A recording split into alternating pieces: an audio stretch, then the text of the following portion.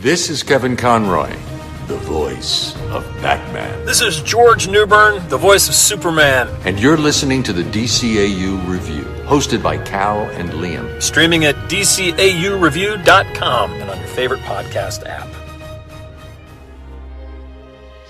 Welcome, everyone, to episode 142 of the DCAU Review. I am Liam, and with me, as he always is Cal.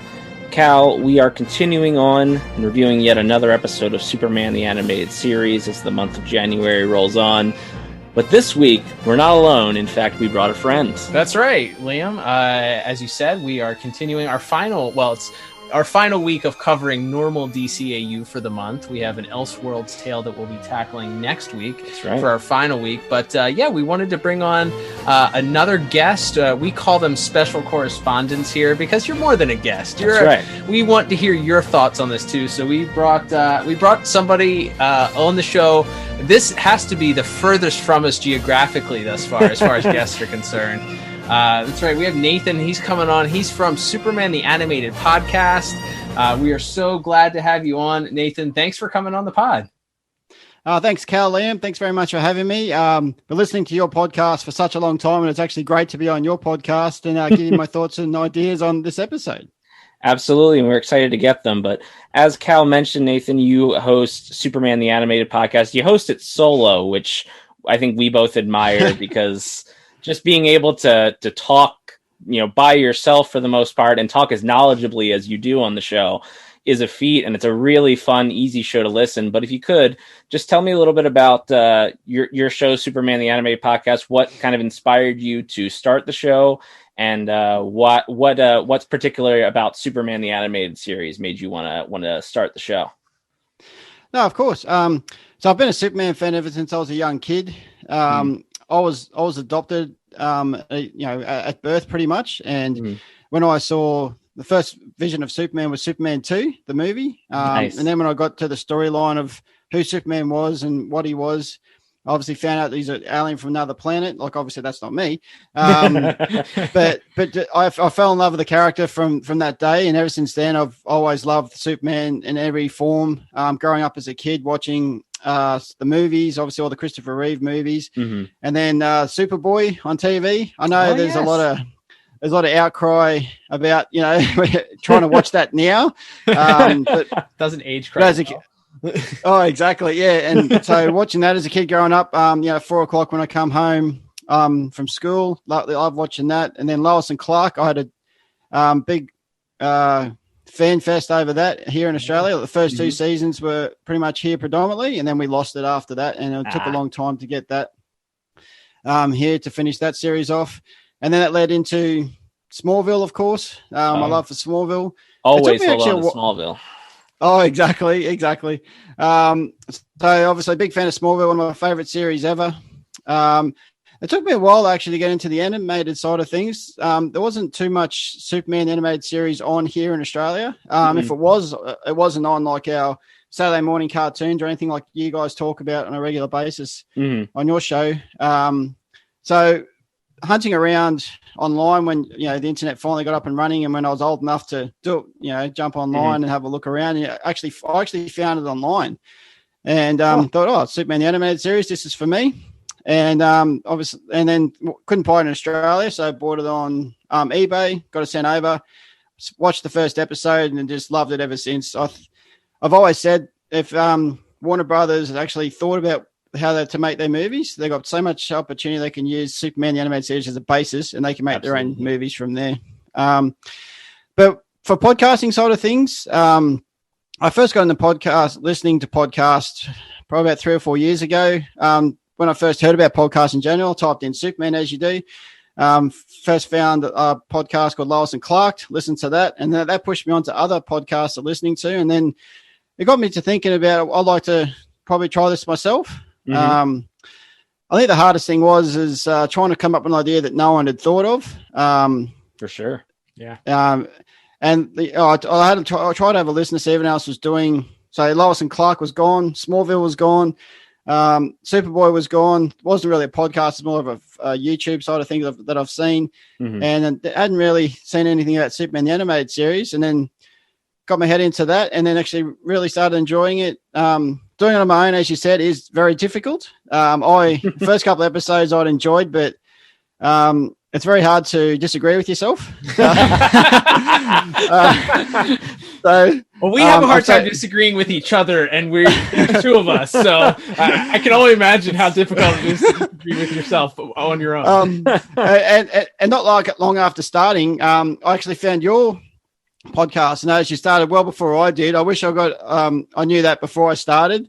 I could have got in touch with you guys to get an idea of what to do and stuff like that. And I love how you guys do your episodes. But also grateful to have certain guests on board. I've had Luke Bugg from the Geek of Steel. He was my first ever guest, and also thankful to have Liam on not too long ago when we talked about World's Finest. That was that was so much fun doing that with you. And I've just had. Yeah, it was fun having the guests on, as just having that camaraderie and having the chat. Most of the time, you're both in agreement, but it's good to have everyone's point of view, as you guys do on the show. So I love doing it. Just in my latest episode, I think Cal, you liked the late Mr. Kent. Isn't that one of your favorite episodes? I think I remember saying. We both have a fun. Yeah, we love it for sure. Yeah. And I just did that not too long ago, and almost not in tears, but there was just parts of that episode I really enjoyed, just reminisced about certain other Smallville and Superman movies and TV shows that some ideas came from. So love of Superman, love doing the podcast. Always love to have more guests on because I love talking to people. Absolutely. But do it on your own, even though it's complicated at times. But at least I know I'm not going to confuse myself because I'm talking to myself. Yeah, well, for sure. Like I said, we both greatly admire that ability to talk to yourself, and you have a great rhythm with your show. The way you break it down scene by scene, I think, is a really unique way that certainly we do it differently. Tim Talk, some of the other people that do DCAU reviews, you've managed to find a very unique way to do it, which I always admire too. You're not just talking about the episode; you actually kind of break it down and give quite a bit of detail to kind of each individual scene rather than lumping it all together. So I love the way you break down your show as well. Oh, thank you very much. That's of course great to hear. So of course. So from there, we're so happy to have Nathan here, and we are reviewing. If we have not mentioned yet, Cal, we're reviewing going back to season 1, or at least we thought it was season 1. In production order, at least, it was a very early episode of the series. According to the DVDs, it's season 1. Right, but apparently in actual air date, this didn't air until a little bit later. We'll get to that in a second. But we are, in fact, reviewing another villain origin episode, as we have been doing all so far this month. And this week, it's one of the classic ones, one of the few characters from Superman the Animated Series that was created for this series. That being the aptly titled Livewire, featuring the debut of Livewire. Yeah, they didn't have too much creativity when it came to the name of this week's episode. They're just like, all right, we're just going to call it whatever the villain's name is. We're done. But yeah, so Livewire debuted originally. Again, it's listed as a season 1 episode according to the DVD, so I assume production order means this was done pretty early on. However, it didn't debut until September 13th, 1997 was the original air date, which means that wasn't until technically season 2 that it eventually came out, or the beginning of season 2. So yeah, very interesting with that as far as production order goes. But Liam, before we get into our review today with Nathan, as our special guest correspondent, you're going to be reviewing this episode, giving your scores alongside us as we go through this, as well as your expertise and your knowledge and what you saw from this episode. But before we do, as we always do, we're going to get Liam introducing us with the official Internet Movie Database, the IMDb official synopsis. That's right. And this is for the episode Livewire, which was written by Evan Dorkin and Sarah Dyer, directed by Kurt Gaeta, with music by Harvey Cohen and animation by Coco/Dong Yang. And that synopsis reads as such. An obnoxious talk radio host is transformed into a powerful electricity-based supervillain. And that's it. That's it. All right. That's all we got this week. I was waiting for the extra part, but right, not wordy, but short and to the point. That's one of those ones that they're just like, we're just going to do the bare minimum. Yeah, on this one. It's a little bare minimum there, but that will take us into plot here. And since we have our guest, we will start with you, Nathan. Overall, it's kind of a story. We have the shock-jock Leslie Willis, who's very anti-Superman. Before we get into that, hold on. So is shock-jock a term that you guys use down under? Is that one that you guys, is that like what, did Howard Stern have a presence in Australia when you were younger? The name has got around a lot. And yeah, shock-jock is used, but not as predominantly as it does in the States. But I have heard the terminology used, but probably not as heavily it is over there. But yes, as soon as the word was mentioned in the episode, I knew exactly what it meant. And, okay.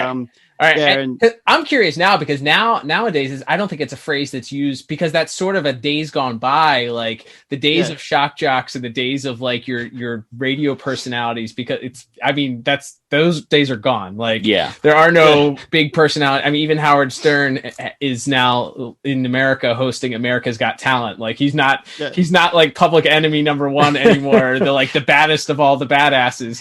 He's hosting talent shows here in the States. So it's not as if like shock jocks are what they were when this show was originally done. Wake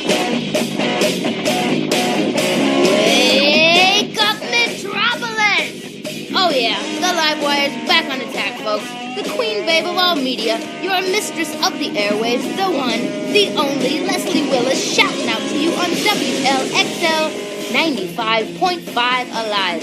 Okay, now people, listen up. I know you've heard this before, but you're gonna hear it again.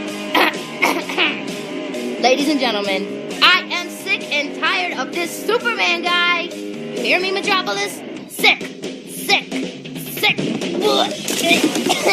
of Superman. Oh, exactly. And I'm pretty sure I could be 100% incorrect, which I probably am. But late at night on one radio station here in Australia, Alice Cooper actually does a radio station, and I'm going, that can't be the real Alice Cooper, but it sounds like him, and it wouldn't surprise me that he does it in the States, and he just so it's syndicated there. So it might still happen in small contingencies around the place, but very unlikely to find them these days. I think most of those types of personalities have YouTube channels now. I think that's probably the modern equivalent of that. But yes, this of course coming out in the mid 90s when people like personalities like Howard Stern were very popular. So yes, we have the shock jock Leslie Willis, very anti-Superman. We see kind of the whole city is kind of aware of her, and some people hate her, some people really like her. She's throwing this big rally for her 3-year anniversary of being on the air. And wouldn't you know it, there's a big dramatic lightning storm. The cops try to shut it down. She won't do it. Superman shows up to try to shut it down. She still won't do it. Finally, lightning strikes the stage and electrifies both Superman and Miss Willis. And that, therefore, as we like to say, a tale as old as time, Nathan, as she then transformed into the supervillain Livewire. But I guess just big picture thoughts here. What was your thought on plot? Overall, I thought the plot was... I thought it was planned out reasonably well. I thought it was a pretty easy plot to actually, like the way they produced her origin story. Like I said at the start, I like the fact that from out of nowhere, everyone knows this radio broadcaster. I just like how you haven't seen any other episode. It would have been good in previous episodes just to hear the radio going off with her talking, just so she's a bit of continuity there. I did love at the start how, like, if you listen to her when she's talking on air, she actually comes up with her own. You can actually hear the name Livewire in her first broadcast. Mm-hmm. so straight away you already know that the episode title, and you also hear that she's going to call herself that later on the episode. Mm-hmm. I love that prior to her going to the concert, I love the little cameo of Lex in the car with Marcy. There's the fact that they're listening to the episode. Just the wry smile from Lex, even though we don't get any wordage from Clancy Brown or anything like that. But I love Bibbo. I love when Bibbo rang up, and how can you talk about my pal Superman like that? But he really gives her the business. He really gives her the business. Looks like the natives are restless. Line 3, speak your tiny little mind. You're darn right I will, Missy, because I don't appreciate your scurvy remarks about me pal Superman. Get a load of this old fogey. What's the matter, Gramps not getting enough prunes? Well, now you listen to me, smart lady. I don't think... No, you don't think, do you, dope? This Superman is nothing more than the world's strongest con man. It is just a crack. I love Brad Garrett on, like with his voice. Like, even though in the back of my mind, all I can hear is Lobo. But yeah, just that. But the origin story of Livewire was pretty basic of how they generated there. But they had to start from somewhere, and actually, and then the episode started obviously proper off from there. Yeah, I agree. And I'll ask you your thoughts here, Cal. It seems like, even as we mentioned, there's the scene where she's just refusing to shut down her big celebration, and she's egging on this crowd she's darn near incites a riot. Nothing real world to talk about. That's related right. to that. We're not going to relate this to month. Anything real world. We refuse. But so it seems like they were trying to set up that she's a little bit off. She's a little bit psycho or a little bit disturbed even before she becomes a supervillain. She's a little bit self-obsessed, I'd say. And I think that plays into, again, this is sort of somewhat alien as we think about it now, as we already established. Like, shock jocks really aren't a thing, but in the 90s and the 80s, these were big cultural icons whose sole job was to stir the pot, essentially. Yeah. And their whole job was to get people talking about them being outrageous. That's how Howard Stern became a national figure or right. a worldwide figure. He just did outrageous things on his radio program. So her mimicking that sort of shock jock style of just stirring the pot and being outrageous and saying outlandish things and, flying in the face of, her character design, which we'll talk about maybe in a little bit of visuals. She's sort of dressed in a traditional, like, gothic type look. So she's already that giving off the persona of she's anti-establishment. So her commentary in the opening scene as she shares her thoughts on Superman, clearly not a fan of his, really just taking the opposite opinion of what so many people thought of Superman, right? Seemingly for the sake of getting people to call in and talk about it. And and then reveling certainly in the fact that she sort of had this reputation. So those type of people in that era always attracted a certain type of audience and people that felt like they were outsiders or enjoyed that idea of just kind of stirring up stuff. And certainly I think that one could question the people that are actually doing the stirring up as to whether or not they had some sort of complex, yes. Some self-involvement, some self-love, maybe to a point of detriment. So it's ironic that she obviously in this maybe self-appreciation here refused to listen to the authorities or the people that told her, hey, we're going to shut this down because it's not safe. I thought it was a little bit much that they brought Superman in to shut down a concert. I mean, you bring in a guy who literally has like saved airplanes out of the sky and eventually goes on to stop like alien invasions and stuff. We're calling in Superman to break up this concert, Nathan. We got to bring him in for this. It's almost like your friendly neighborhood Spider-Man moment, isn't it? Like it's yes, and it's just one of those moments when just Lois and Clark just happen to be there, doing the journalism piece for the Daily Planet at the concert, and I just think that it was just one of those moments when Superman is obviously going to get involved. Everyone knows that these two characters hate each other, and which I still found it funny in that concert scene when I think that when the police got up onto the concert when you saw the crowd throwing the eggs. Yes. But you actually literally saw the eggs breaking. But then it was funny when Superman come up on stage, they got rid of the eggs, but they just started throwing like the heavier cans at him. Like our heavy artillery now. Yeah, they realize they're like, wait a minute, the eggs aren't going to do very much to this guy. Let's throw heavier stuff.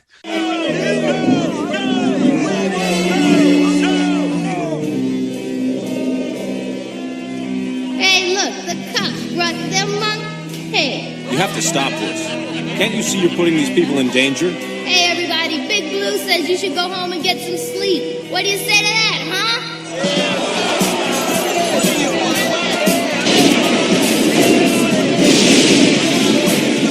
See, Superman, I'm the ringmaster of this circus, and I tell these clowns what to do, not the papers and not some pumped-up freak of nature in a cape. But yeah, I'd say there was some. She was definitely had a screw loose or two, and certainly I think just like most supervillain stories, or not most, but a lot of supervillain stories, you take a person that has character flaws, and then whatever tragic accident or unintended accident happens just simply amplifies those sort of aspects of their character and turns it up to 11, to borrow a phrase. Yeah, absolutely. I think that's kind of where we get the rest of the episode. Once she has the power to sort of match her ego, her opinion of herself, and I guess in the end, she wants everyone to pay attention to her, and she seems to imply once she shuts down the power to the city, that she's going to hold the city for ransom, and basically said that if anyone wants to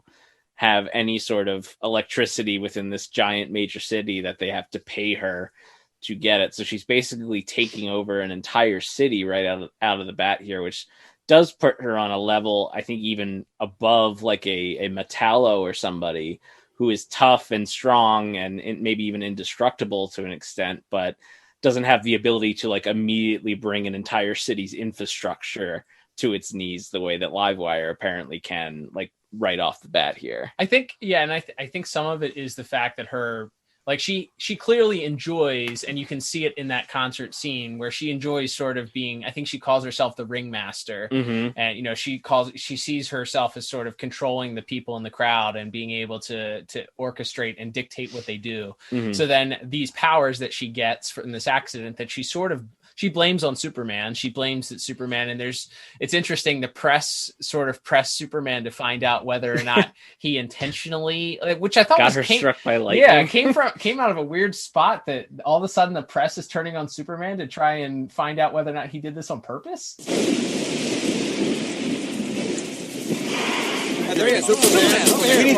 is she? She's going to be okay. How come you didn't push her out of the way? There wasn't time. You sure of that? What are you getting at? She said some pretty awful things about you. Maybe this was your way of paying her back. I did everything I could to save her. Everything. Now, if you'll excuse me. Yeah, I found that a bit strange as well. It was the same at the start of the episode. You know, with all that hatred towards Superman from Leslie Willis, and then they definitely turned on him straight away, wasn't it? Was you know, did you intentionally not try to save her? And I did everything in my power to save her, and all that sort of things. And the one thing about this origin story I found interesting was the fact that even though she had this, you know, trauma of going through what happened to her, but she still didn't change as a person. I felt like she was always this evil character anyway, and this having this ability now of what she's done is just, you know, just gone up a notch basically. So she hasn't changed as a person. She just realized, now I've got more power, so I'm just going to take it to the next level. But yeah, it was a shame that the press started to turn on Superman. It's like who's on who? Even the crane operator at the start when he was against Superman, but Superman ended up saving him. Right. So it's just interesting how they did that in the plot. Yeah, I think that stood out to me because that's almost what maybe, and it's interesting. Cal and I were talking a little bit before we went on the air here. This episode really does focus more on this Leslie Willis Livewire character than it does Superman almost. And I wonder if it would have been interesting either in this episode or maybe in a follow-up episode where the character returns to actually see him kind of grapple with that question a little bit more. Like, did he really do everything he could to save her? Does he have some sort of guilt for, you know, not just, you know, flying her away from the stage instead of just kind of pushing her out of the way and things like that? It would have been interesting to kind of see, you know, maybe hear more of Superman's internal monologue or struggle about a situation like this. And but instead it's pretty much just she's the bad guy and he figures out eventually, as she's holding the city for ransom, she kind of suddenly disappears and realizes that she has to be recharging somewhere, which leads us to a pretty cool set piece, which we'll certainly get to in our visuals section, but to the hydroelectric dam where she is recharging her powers. Superman comes prepared-ish, as he comes with rubber gloves and trusty rubber gloves and a rope, and tries to wrangle her, but she's proved to be too powerful. But in the end, her power is sort of her undoing as she blows a hole into the side of the hydroelectric dam, and she is in fact flooded with water, which of course shorts out her powers. And So ultimately, it's, I guess, the villain's hubris and quest for more power is their undoing there. All I can say is that Clark is lucky this is before he met Bruce, because Batman would have given him a lot of business for carrying around like all the gadgets that Batman has, and Clark shows up with like rubber gloves that you buy at the grocery store and a rope. What the heck?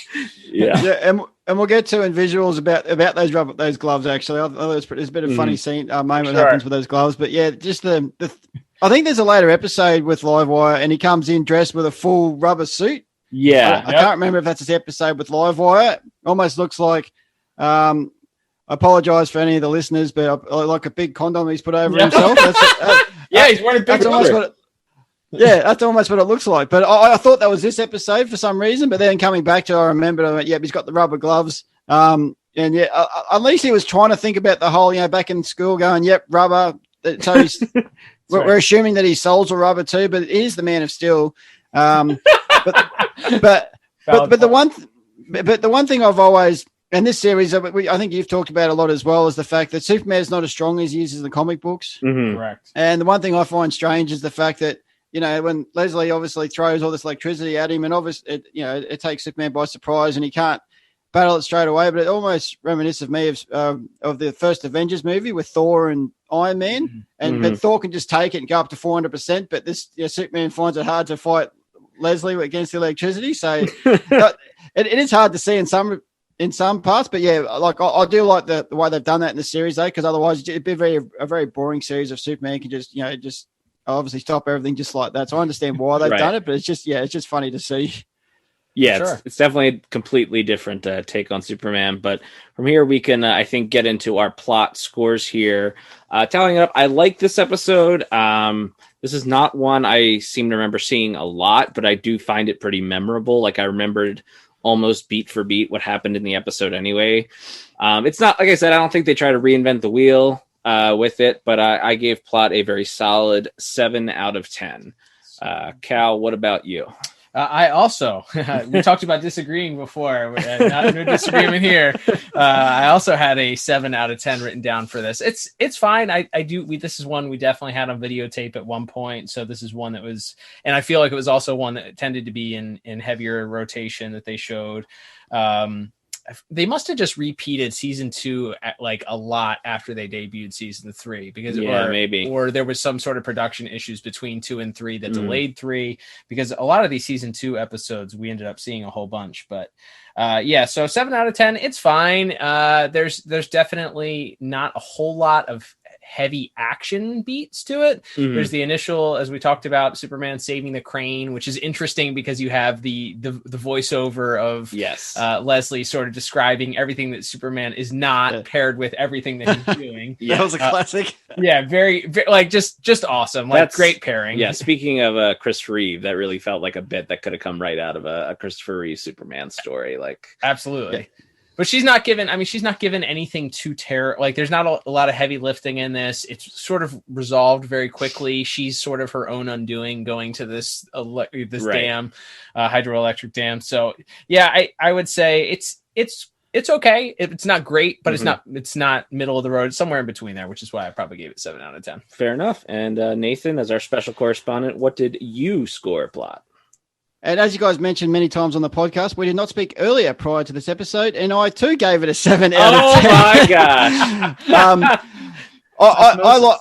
I thought the origin story was, even though it was plain and simple, but it was effective. I really I love Livewire as a character. I like the fact that it was created by Bruce Timm, for this series, and then it's gone on to other comic books. It's gone on to Supergirl and other means of TV and movies. I love those two other parts of the episode that I really enjoyed, as the crane sequence, very similar to Superman 2 when he rescued the tower above the mother and daughter baby. So that image reflected off that. I thought they got the idea off that. And cool. I love when the power went out. This took me back to an episode of Lois and Clark when Perry comes up to Lois with the typewriter, and it's got, this is how we did it back in my day. So I like those little bits in the episode. But yeah, I gave the episode a 7 out of 10 as well. Excellent. Very good.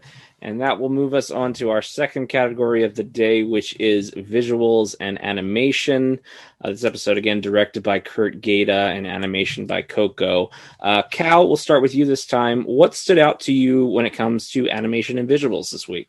Yeah, well, I'll try not to take up everything, but that way I can leave something for Nathan to talk about also. But I guess first and foremost, we should talk about, as Nathan just mentioned, this being a character that was designed specifically for Superman the Animated Series. So this is a creation. And boy, is this a Bruce Timm drawing come to life. Yes. Obviously all of these are Bruce Timm designs and character models, model sheets, or at least designed after his artwork typically. But boy, does this remind me of just any and all Bruce Timm artwork. But I really like what they did with her. She has a little bit of a Freakazoid type vibe. Nathan, did they have Freakazoid Down Under? Yeah, they did. I didn't watch it, but I know what you're talking about.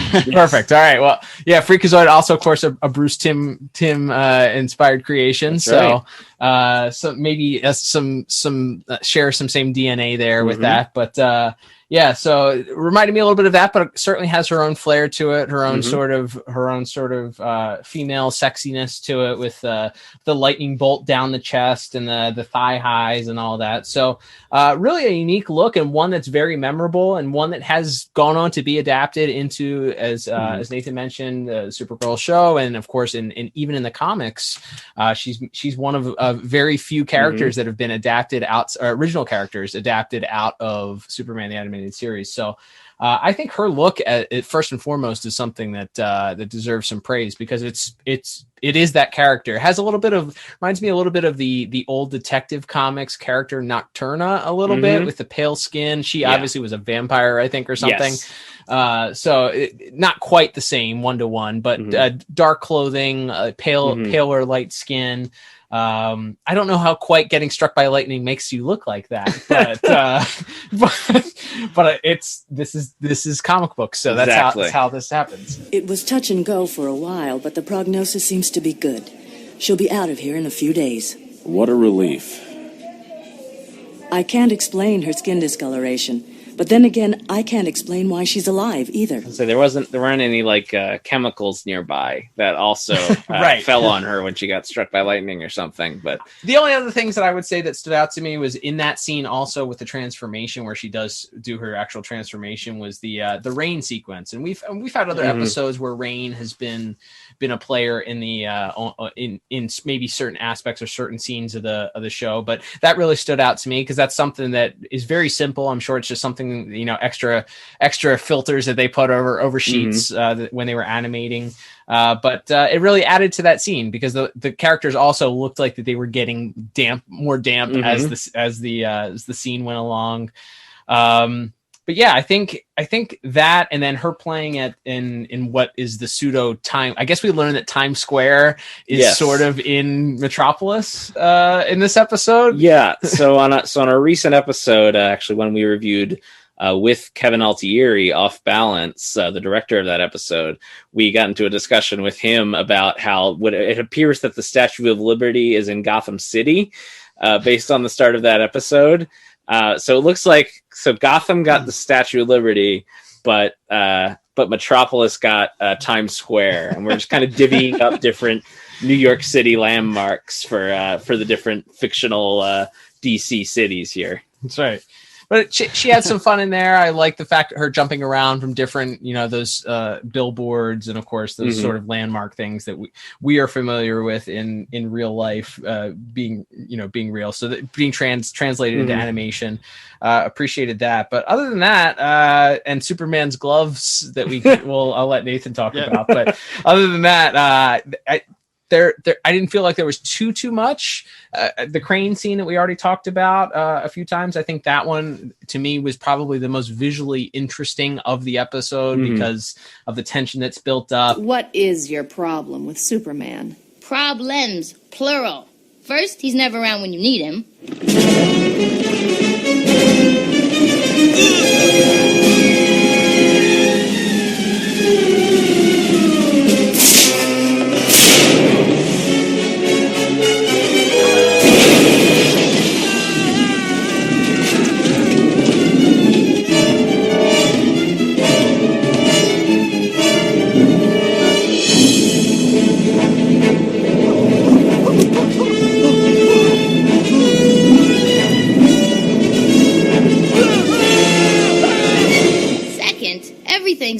so darn easy for him.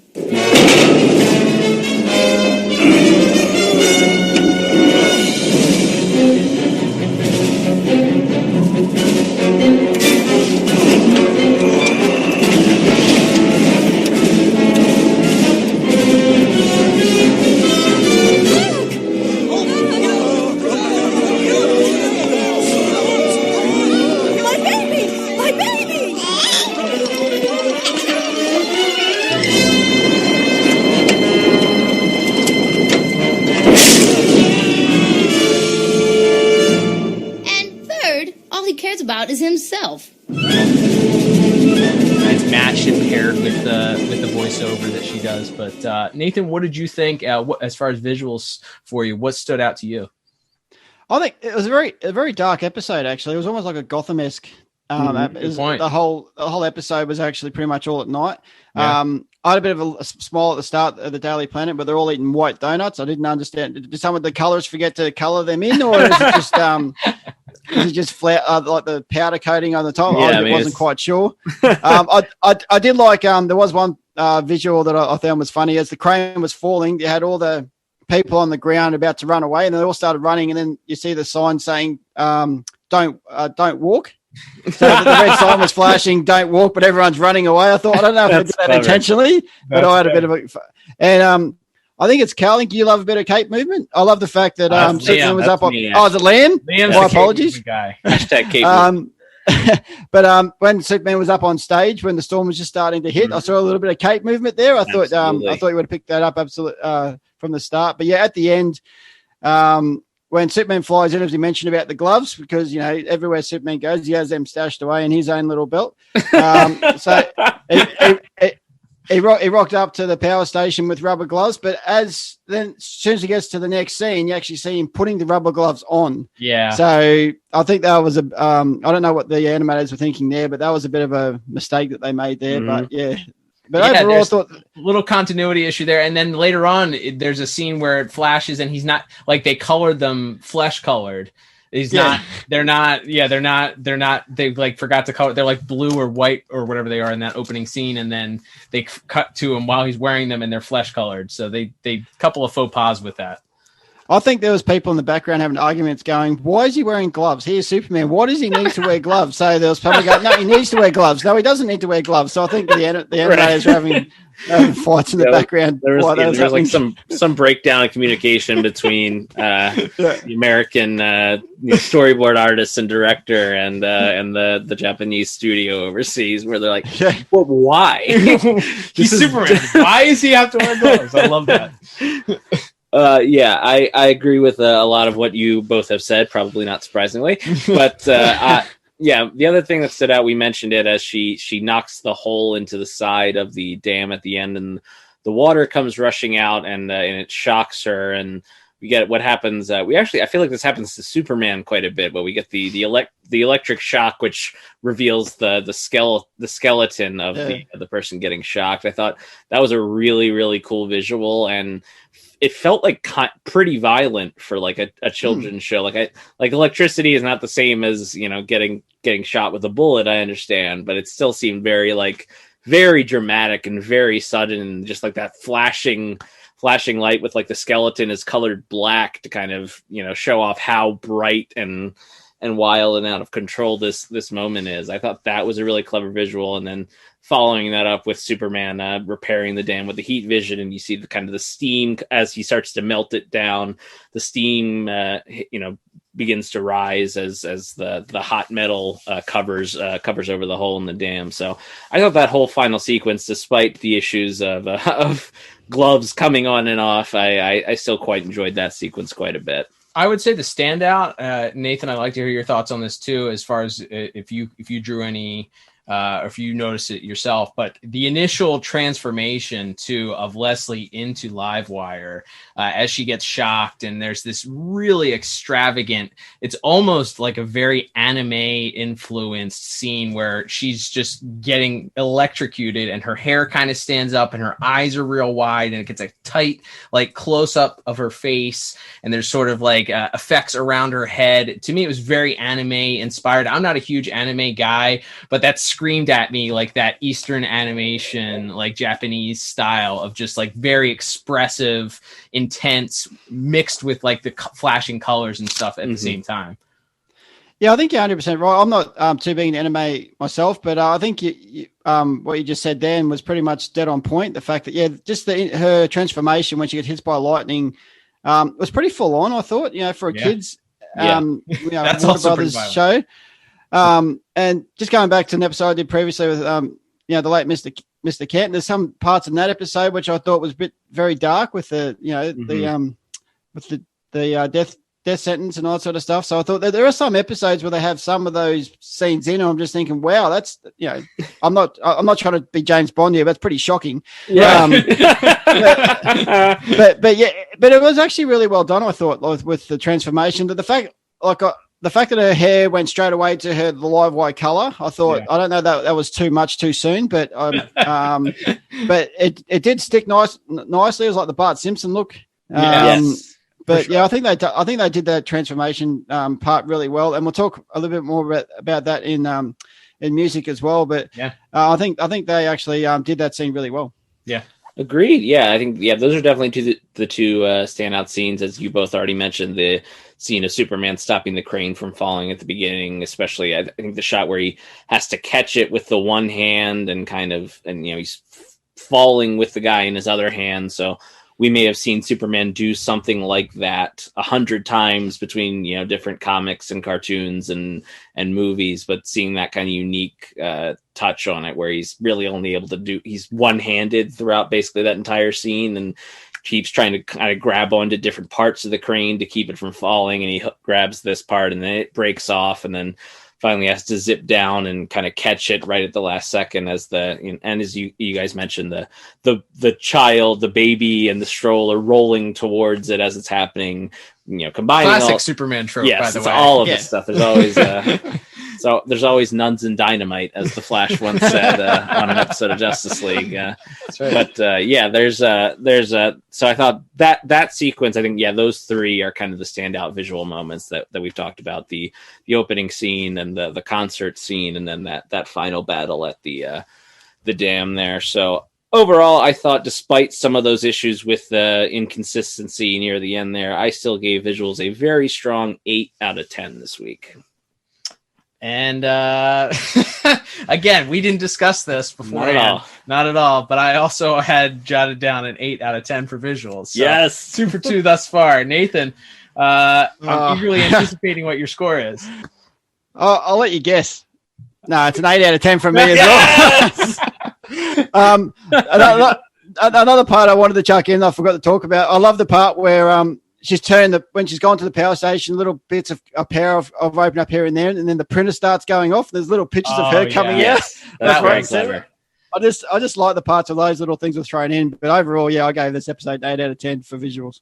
I think it's very strong. Like we said, maybe some of those inconsistencies that we mentioned, if they weren't there, maybe this could be even higher for a couple of us. But overall, still a very strong score from all three of us, with an 8 out of 10 from all three of us. And that will move us on to our third category, which is music. And Nathan, I'll throw it to you first.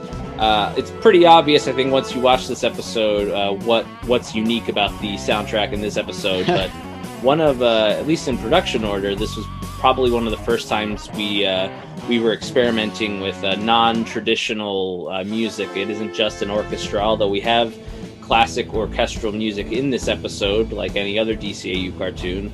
We also have quite a bit of electric guitar and drums. Yeah, it's very reminiscent of the Lobo episode from season 1. Very much of that. And I don't know if that was supposed to come before Lobo. I'm not sure in production order, but there was a lot of that throughout this episode. Obviously, her being a shock-jock, I'm assuming that'd be a lot of the music she'd play anyway.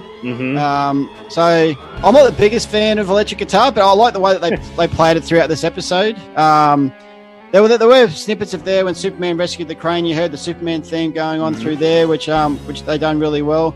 I don't know if you guys heard it, but in the scene where she's in hospital and she's just starting to learn her powers, the sound that came through and brought my mind straight to Superman 3.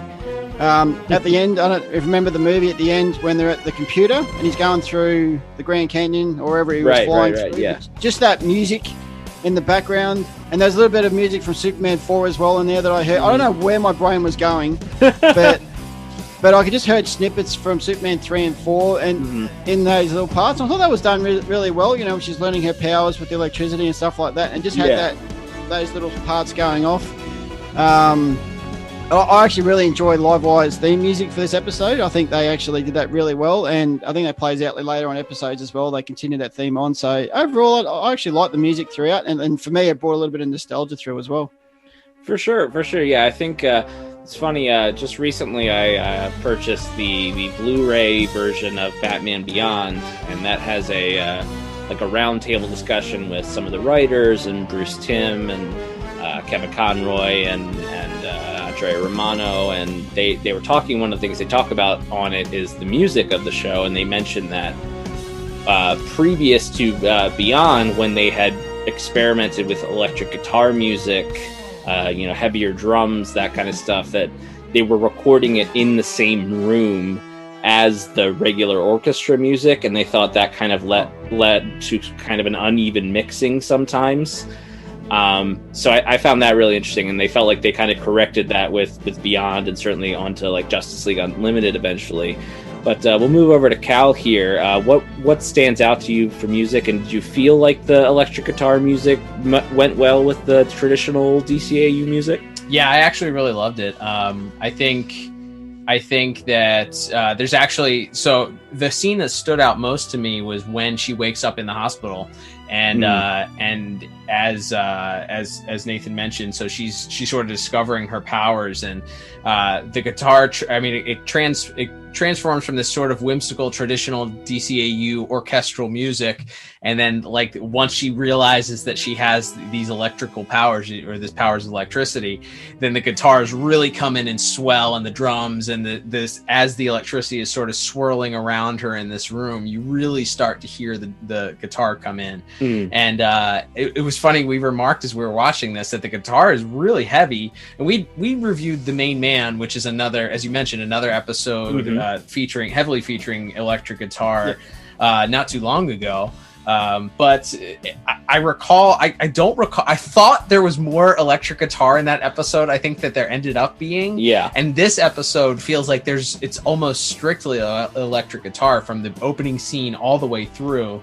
So I think it matches the tone of the episode, as Nathan mentioned, her being a disc jockey on a rock and roll radio station and out, partying in the rain, and the way that she was dressed, like that seems very, very typical that music would fit her. And the fact that they used it throughout, and then it's sort of as she transforms into the actual villain Livewire, going from Leslie Willis to Livewire, it really fits the character, and it really, really turns up sort of, you don't know how much of a threat she's going to be to Superman, I guess, until that final scene. They have that initial interaction in the Times Square stand-in. But seeing them really do battle as that music sort of plays in the background really builds that tension, which I always love talking about. Like, does the music build enough tension for the scene in order for it to feel like its own character almost? And I think it does very well for this episode. I think I am interested, because we know that spoiler alert for a cartoon that's now almost 25 years old, but spoiler alert, she does return in an episode. And I'm curious to see if that music theme continues in that episode, if we'll be able to pick that up later on. But yeah, I really love the music for this episode. I felt based on how much it stood out, its uniqueness, its memorability, all of that is what I look and listen. Well, listen to when I'm listening for a soundtrack for an episode. So I felt I had no choice, based on the uniqueness, the impact that it did, and the ability to like really enhance this character of Livewire. I had to give music a perfect 10 out of 10. Awesome, I love it. Yeah, I gave it a 9 out of 10. Oh, come on! Right in the same ballpark there. I quite enjoyed it. I think it's really good.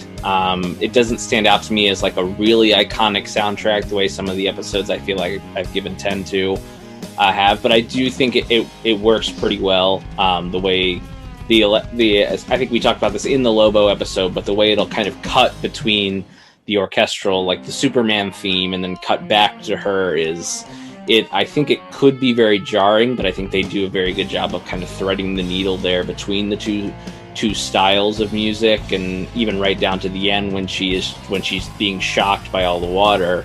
It's kind of the guitar plays like a couple really like somber, like, love ballad type, power ballad type notes that kind of ring out and kind of hold out there as the episode's coming to an end. So I think they did a lot of creative and clever tricks with the music, and kind of how they went back and forth between the traditional orchestral themes and the rock music. But let's throw it over to our special correspondent Nathan here. What did you have as your score for music this week?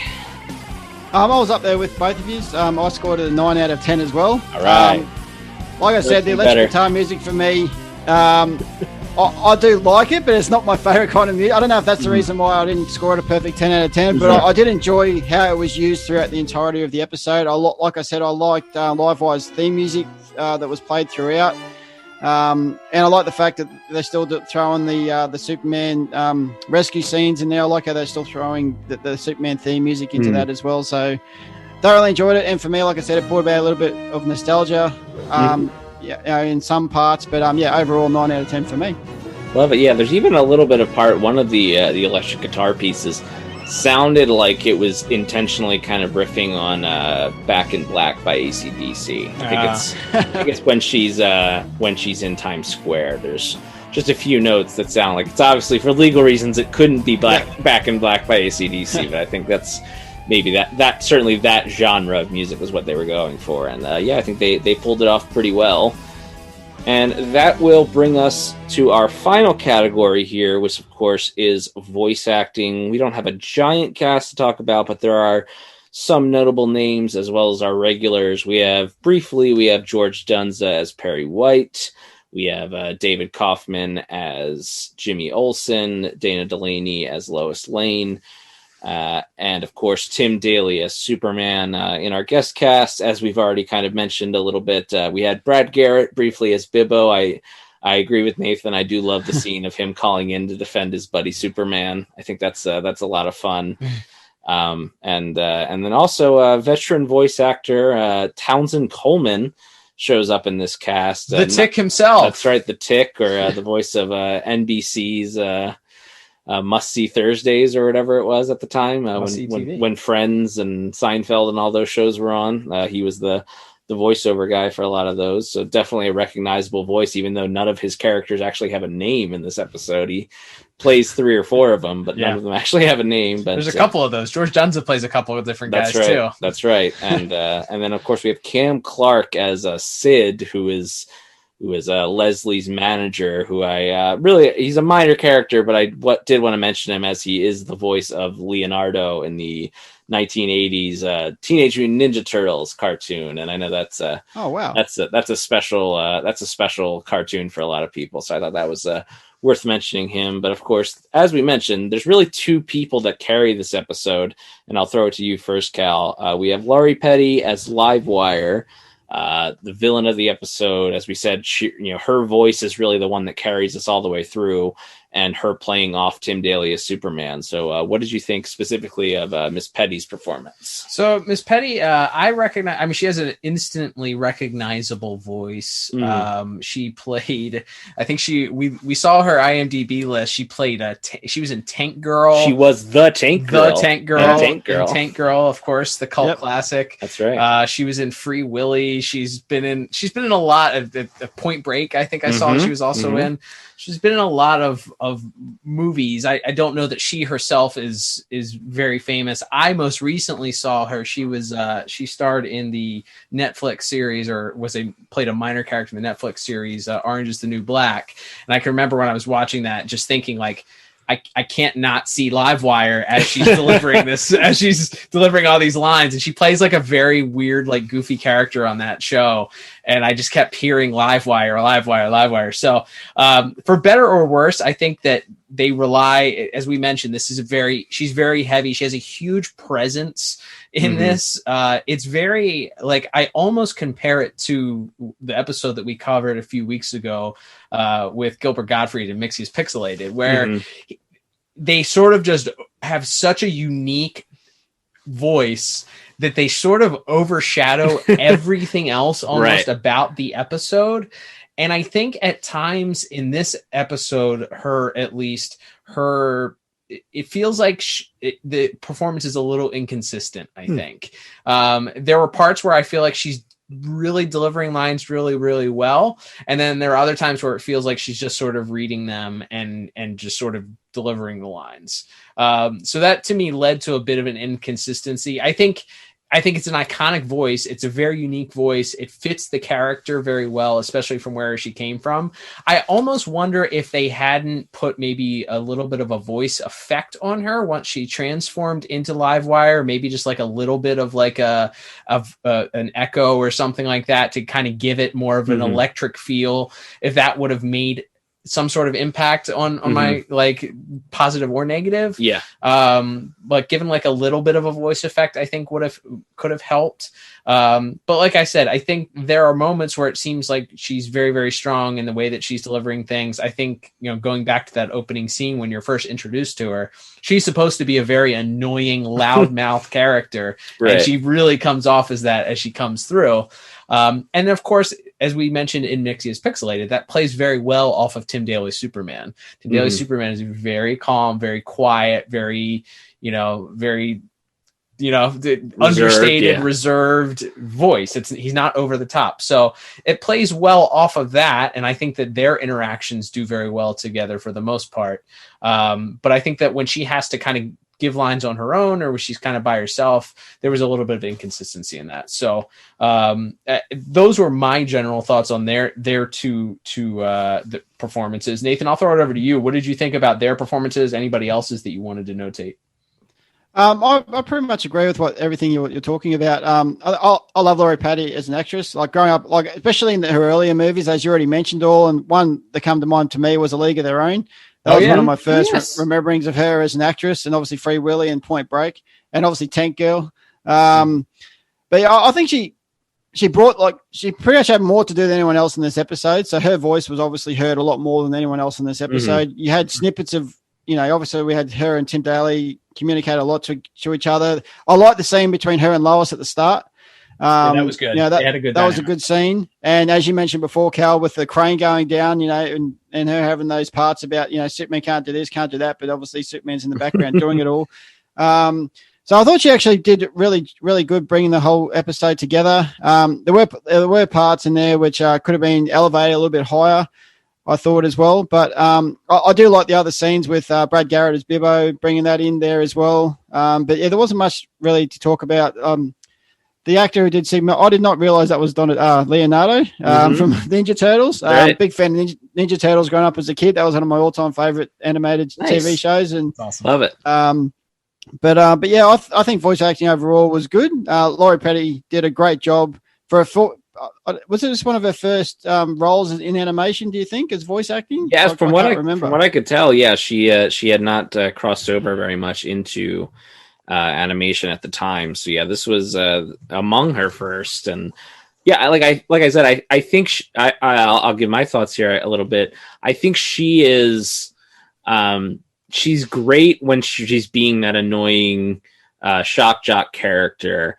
I think when it turns a little bit, like in the scene where she's in the hospital bed right before she discovers her powers, and she's supposed to be like really angry at Superman for not saving her or whatever, it feels like angry Livewire kind of sounds the same as happy Livewire to me. and I think that's just the way Miss Petty talks, which is fine. But from an auditory perspective, I feel like maybe that's where, while I think she's really good in certain scenes, there is that part in certain ones where you're like, maybe that could have been played a little bit differently there. Excuse you? Look what you did to me. If you think I made things hot for you before, just wait till I...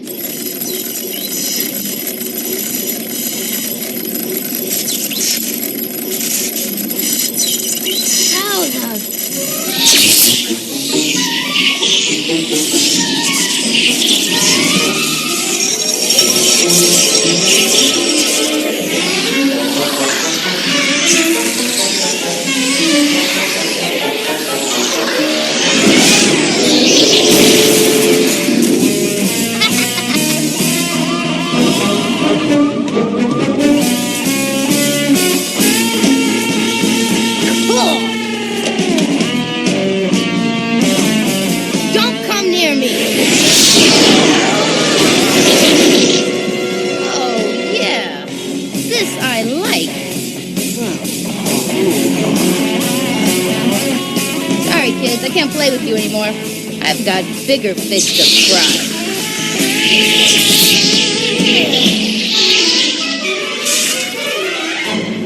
Yeah, I agree. You know, there were parts that could have been played a lot better throughout the episode, and I don't know whether that was just her, you know, like as an actress, the way she. But the one thing I get overall, I don't know if this has come under the voice acting side of things, was is she really that angry about what's, you know, being turned into Livewire? Like, she was always angry at Superman anyway. I thought she'd be happy the fact that he's given her the power to become Superman. But yeah, I don't think her acting changed much when she was the shock-jock to Livewire. I think she's pretty much the same character. She just she didn't really change much as for her personality side of things anyway. Yeah, for sure. And maybe that goes back to what we were talking about in plot, is that the idea is that she kind of already was this person. She just now has the physical ability to make people pay more attention to her, to make people do her bidding more when she tries to hold the city for ransom. So maybe that was an intentional call from Andrea Romano, the voice director. But it's just something that I kind of picked up on there, certainly. And I do agree with Cal. I think Tim Daly's good in this episode. Again, he's kind of just there to be the stern good guy, playing off this kind of over the top loud villain, and I think he does his job very well. All things considered, I think it's a pretty strong voice cast, and I settled on an 8 out of 10 for my score. What about you, Nathan? I'm exactly there with you, Liam. I put an 8 out of 10. And no, Liam and I, even though we've done an episode before, we did not look at each other's scores before. That's right. Even though I think we're identical on every single one. But I smell collusion here. It could be. But yeah, overall, like I said, the voice acting was really good. I thought Tori Petty did really well as an actress. If this is her first go at being a voice actress, I think she did really well. But yeah, 8 out of 10 for me. Cal? Yeah, I went just a tick lower. I went 7 out of 10. You know, I think, like I said, I found some of the parts of her performance a little bit inconsistent. Still, you know, like you guys mentioned, a great job, especially if this was her first, which we assume it was her first foray into animation and voice acting. And we know she comes back. Again, spoiler alert. We didn't talk about it, but the end scene is a very stay tuned. This villain isn't quite done yet, as we see her in what might be a Lex lab. They mentioned Lex Luthor paid for her treatment, I guess. So we're not sure if it's a LexCorp Labs, or we do see Dr. Long, by the way, from Batman the Animated Series episode Nothing to Fear, walk past in a weird cameo. We've seen him before too, end up working at Star Labs. So if this is LexCorp, we know now that he worked for he's worn many hats. The guy just moves around. He goes from he worked at the at Gotham University, and now he's working at maybe at LexCorp or wherever this is, and then he moves on to Star Labs later on in Justice League Unlimited. But yeah, so we know this character will be back. So I'll be interested to see how her performances are, especially when we see her return in the episode, especially playing off of, she plays off of the Parasite in the next episode. And then she also plays off of Poison Ivy and Harley Quinn in the crossover episode, Girls Night Out. So I'll be interested to see how she does going forward. Overall, not terrible, but not quite as high as you guys. All right, yeah, I think that's fair enough. And that will begin to bring us to our final scores here, and tallying everything up. I have a very strong 32 out of 40. Cal, what about you? Well, I think we know what score that means that Nathan has, because he has the same exact score as you. And despite the fact that we disagreed on our scores for those last two overall, it balances out so that I also end up with a final score of 32 out of 40. Oh, wow. I think what we've learned is you can't come on this show and not agree with us, Nathan. It's an echo chamber. The show is an echo chamber. Well, it's just it. Like, how can you not love Superman the Animated Series and the DCAU in general? Like, I think everyone's on the same wavelength. I think everyone who loves these shows, they're going to love it around the same area. So yeah, I think. Well, invite us on when you decide to review Unity, Nathan, because we want to hear your thoughts on that, because that was one episode that we did not like. Yeah, that one was a little rough to get through, to say the least. It's bad episode jar. That's Sorry, right. Dollar in the jar. But I think that's this is a really easy to watch episode, and as we've gotten out of our final scores, we'll talk about rewatchability. I think this is a pretty easy rewatch, I think, because it introduces this character who comes back a couple more times in Superman, as you mentioned, crosses over with some of the Batman characters later on. She also has some kind of background or cameo appearances in Justice League and Justice League Unlimited. So yeah, I think it's definitely a must watch for me. What about you, Nathan? Yeah, definitely. Like I said, I already reviewed this in my podcast as well. And I was grateful when you when you said which episode did you want to review, and Livewire was definitely the first choice for me as well. I even watched this twice again, going through it. Like, it was funny because the way you guys review our episodes, was, like I said earlier, I love how you guys do it, is I had to watch it first again to go through the whole plot, and then I had to watch it again to pick up the visuals and the music, and it's just so I didn't miss anything and stuff like that. So yeah, I love this episode, and yeah, it's definitely a fun one and definitely a one to rewatch, especially like everyone loves an origin story. Even though we all probably agreed it's probably a basic one, but yeah, gotta love an origin story, especially the fact that it's created for Superman the Animated Series. Absolutely. And Cal, what about you? Yeah, I'd give this one thumb up for rewatchability. I think it's not mandatory because I think I imagine when you have the Parasite crossover episode, you can pretty quickly figure out what this character's powers are. So if you're interested in knowing what the character background is, their motivation, and I don't know how much of that animosity is carried on into the next. I don't remember from rewatching those episodes so long ago how much of that animosity is sort of carried on. Her general disdain for Superman carries on as her motivation. But yeah, it's an easy watch. And again, since the character does show up again, I think it is definitely worth a 22-minute rewatch. So yeah, I give it one thumb up for rewatchability. Yeah, I think that's fair enough. Yeah, I think overall that's another thing we all agreed on this week is definitely at least one thumb up for rewatchability. That will begin to wrap us up. But before we say goodbye to Nathan here, we want to give you a chance to plug your social medias, any upcoming episodes you have, whatever you'd like. The floor is yours, sir. Firstly, thank you very much for having me on the podcast. Like I said, I've listened to you guys for such a long time now. It's just so great to come on and talk to you both. And hopefully later on down the track, we can do this again, and vice versa. I can invite one of you guys on the pod. So my latest episode just went online a couple of days ago. I spoke about the late Mr. Kent, which I had so much fun actually watching and reviewing that episode. Like I said, a little bit of a dark episode for Superman the Animated Series, but I thoroughly enjoyed it. So this year, just with work and everything that's going on, I haven't been as good as I have been in the past with releasing my episodes, but my plan is going forward an episode once every fortnight for me. Perfect. Which I hope is, with my current work level and stuff like that, that's the best that I can do, and hopefully I hope it's good going forward. But if anyone's out there who loves Superman in the animated space, you can find me on social media on Facebook. I do have a website. It's called the M-Word 81. So you can find me on Facebook looking for the M-Word 81, and also on Twitter at the M-Word 81, and on the website www.themword81.com, where you can also find all the Superman animated podcast episodes on there as well, plus all things DC and Superman. And my podcast itself on Twitter is Sup Animated Pod. Not very original, unfortunately, and not the easiest thing in the world. But yeah, I do get around. Feel free to anyone to contact me. I love talking Superman in any genres. So yeah, and thanks again for having me on the podcast, guys. Absolutely. And don't forget, also make sure you follow Nathan. Nathan, you do a great job. You're always on posting stuff on Instagram. Also, he's at the mword.81 on Instagram. I'm sure you'll be able to find new releases as far as episodes are concerned on there as well. And I know you're on Spotify for your podcast, also for streaming, because that's where I listen to you. So if you guys subscribe to podcasts on Spotify, go ahead and subscribe to his podcast on there. But Nathan, we're so thankful that you took the time out to be on the program today, and we are already looking forward to the next time that our paths cross, so that we can join forces again. Absolutely.